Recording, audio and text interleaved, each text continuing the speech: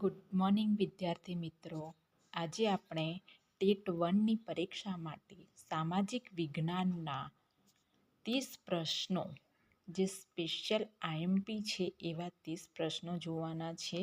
Topic છે ઇતિહાસ જાણવાના સ્ત્રોત. પ્રશ્ન નંબર 1.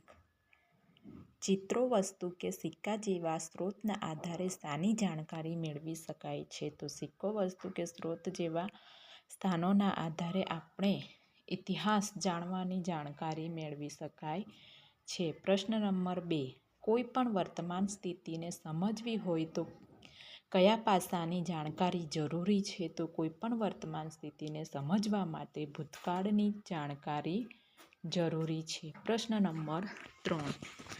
ધાતુ ઉપર કોતરેલા લેખોને શું કહેવામાં આવે છે? તો ધાતુ ઉપર કોતરેલા લેખોને તામ્રપત્ર કહેવામાં આવે છે. પ્રશ્ન નંબર 4.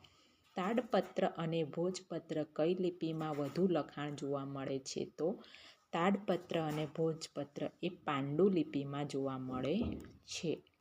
પ્રશ્ન નંબર 5. પ્રાચીન સમયના ઇતિહાસનું જ્ઞાન ધરાવતી વ્યક્તિને શું કહેવામાં આવે છે? તો પ્રાચીન સમયના ઇતિહાસનું જ્ઞાન ધરાવતી વ્યક્તિને પુરાતાત્વિક કહેવામાં આવે છે. પ્રશ્ન નંબર 6. રાષ્ટ્રીય અભિલેખાગાર કયા શહેરમાં આવેલું છે? તો રાષ્ટ્રીય અભિલેખાગાર એ દિલ્હી શહેરમાં આવેલું છે. પ્રશ્ન નંબર 7. તાંબાના પતરા ઉપર કોતરીને લખવામાં આવતા લેખને શું કહેવામાં આવે છે? તો તાંબાના પતરા ઉપર જે કોતરીને જે લેખો લખવામાં આવે છે તેને તામ્રપત્ર કહેવામાં આવે છે. પ્રશ્ન નંબર 8. કઈ પદ્ધતિથી પુરાતાત્વિક અવશેષોનો ચોક્કસ સમયગાળો જાણી શકાય છે? એનો જવાબ આવશે કાર્બન 14 ડેટિંગ પદ્ધતિ દ્વારા પુરાતાત્વિક અવશેષોનો ચોક્કસ સમયગાળો જાણી શકાય છે. પ્રશ્ન નંબર 9. શ્રી હેમચંદ્રાચાર્ય લાઇબ્રેરી કયા શહેરમાં આવેલી છે? તો શ્રી હેમચંદ્રાચાર્ય નામની લાઇબ્રેરી એ પાટણ શહેરમાં આવેલી છે. પ્રશ્ન નંબર 10. ગુજરાત વિદ્યાપીઠનું આદિવાસી સંગ્રહાલય કયા શહેરમાં આવેલું છે? તો ગુજરાત વિદ્યાપીઠનું આદિવાસી સંગ્રહાલય એ અમદાવાદ શહેરમાં આવેલું છે. પ્રશ્ન નંબર 11. તાડપત્રો અને ભોજપત્રો પર લખાયેલા હસ્તપત્રો કયા સંગ્રહાલયમાં સાચવીને રાખવામાં આવ્યા છે? તો શ્રી મહાવીર જૈન આરાધના કેન્દ્રમાં તાડપત્રો અને ભોજપત્રો ઉપર લખેલા હસ્તપત્રોને સાચવવામાં આવ્યા છે. પ્રશ્ન નંબર 12. શ્રી મહાવીર જૈન આરાધના કેન્દ્ર કયા શહેરમાં આવેલું છે? તો શ્રી મહાવીર જૈન આરાધના કેન્દ્ર એ કોબા, ગાંધીનગરમાં આવેલું છે. પ્રશ્ન નંબર 13. વિવિધ ચિત્રો તથા લેખોથી બનાવેલી ઇતિહાસ વિષયક એક જાણકારી શામાંથી મળે છે? તેની જાણકારી આપણને તામ્રપત્રોમાંથી મળે છે. પ્રશ્ન નંબર 14. વર્તમાનપત્રોમાંથી 20મી સદીના ડિસેમ્બર 2000માં બનેલા બનાવોની વિગતો દર્શાવવામાં આવી હતી. તેને શું નામ આપવામાં આવ્યું હતું?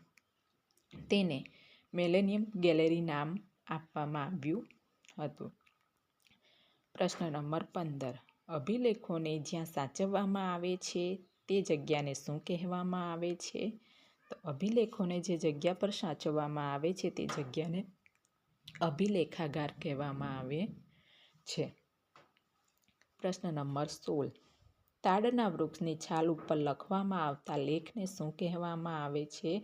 કે જે તાડના વૃક્ષની છાલ ઉપર લખવામાં આવતા લેખને તાડપત્ર કહેવામાં આવે છે. પ્રશ્ન નંબર 17.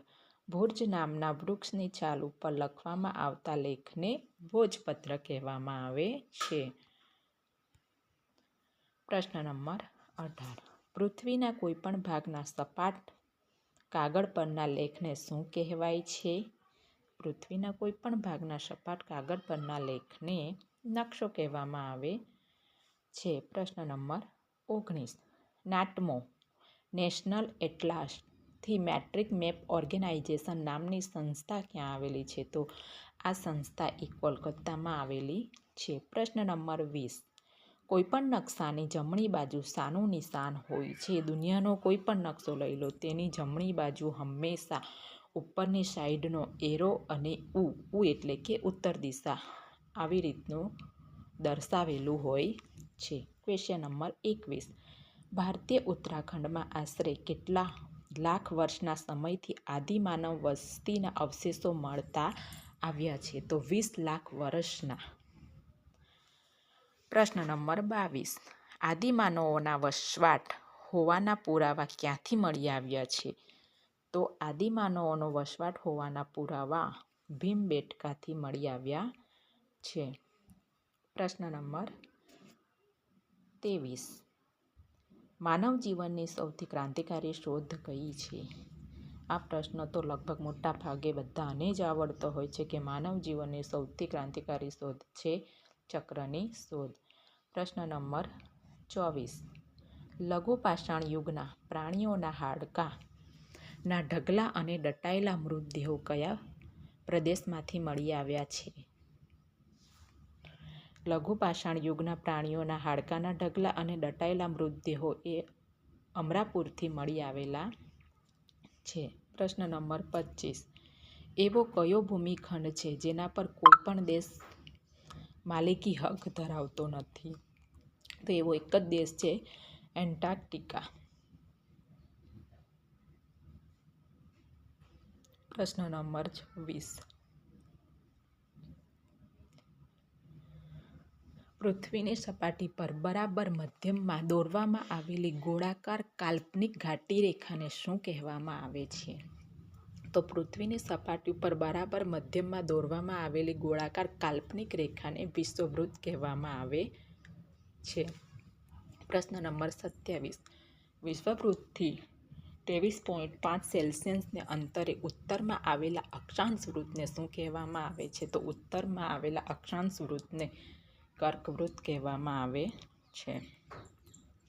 પ્રશ્ન નંબર 28. બુર્જ હોમ કયા રાજ્યમાં આવેલું છે? તો બુર્જ હોમ એ જમ્મુ કાશ્મીર રાજ્યમાં આવેલું છે. પ્રશ્ન નંબર 29. અરબ સાગર કેટલા કિમી લંબાઈ ધરાવે છે? પરીક્ષાની દ્રષ્ટિએ મોસ્ટ આઈએમપી ક્વેશ્ચન. 1600 કિમીની લંબાઈ ધરાવે છે. પ્રશ્ન નંબર 30. હુલ્લર કયા રાજ્યમાં આવેલું છે? હુલ્લર એ આંધ્રપ્રદેશમાં આવેલું છે.